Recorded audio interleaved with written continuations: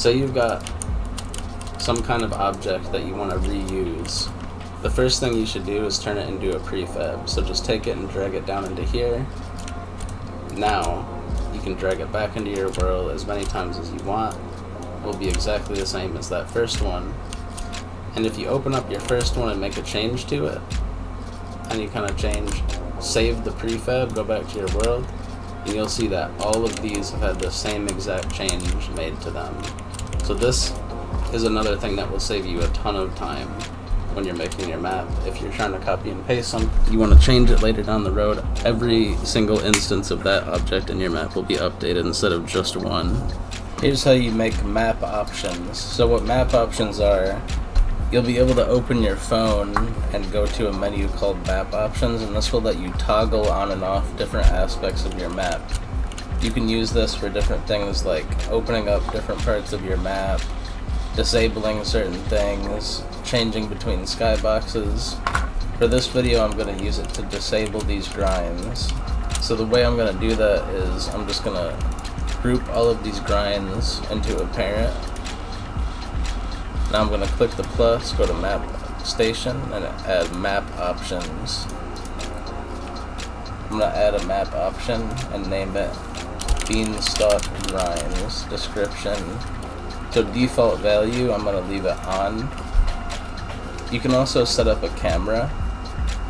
Now disable the camera, click map options, drag it into here, go to the camera and add camera registerer. Now whenever somebody hovers over the map option, they'll see a view of what they're toggling. So now I'm going to go to this thing. I'm going to add activate on map option. And I'll set it to Beanstalk Grinds. And I'll add the on value so that when the Beanstalk Grinds are on, this will be active. So I'm just going to have it be active by default. Here's how to make a junk prop in Mapstation. So first you're going to want to put in your prop. Now you're going to add a junk component. Now if you're using a mesh collider instead of a box collider, one really important thing is to make sure you're checking the box that says convex. Because if you don't check that box, it's going to fall through the floor. You can change the way that your junk gets triggered, which is what causes it to have physics. On awake means that it'll have physics as soon as the map is loaded. On touch means that when you touch the prop, it'll move. On hitbox means it'll only move if you attack it. On run in and hitbox, I think means that if you run into it or if you hit it, it'll move.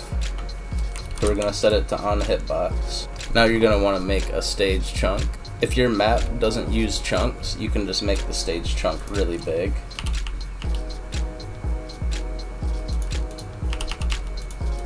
So that it covers the entire map.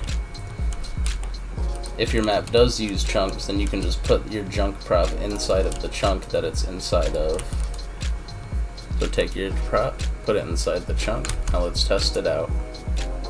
So now you see that when we kick the prop, it moves around and it has physics. Here's how to make pedestrian NPCs. Click the plus, go to Mapstation, and go to Street Life Cluster. Now you'll have a Street Life cluster. So you can go ahead and add, if you want, you can get rid of these default ones. Go to Street Life, add in whichever one you want, put it in the cluster, and now you're going to want to make a stage chunk. So make your stage chunk. Just like with the junk, if your map doesn't actually use chunks, then you can just make it really big. If it does use chunks, then you just want to put the cluster inside of whichever chunk that it is inside of. So put the cluster in your chunk. Now let's test it out. You can change how they sound, you can pick their animations, and you can pick how they react to being pushed.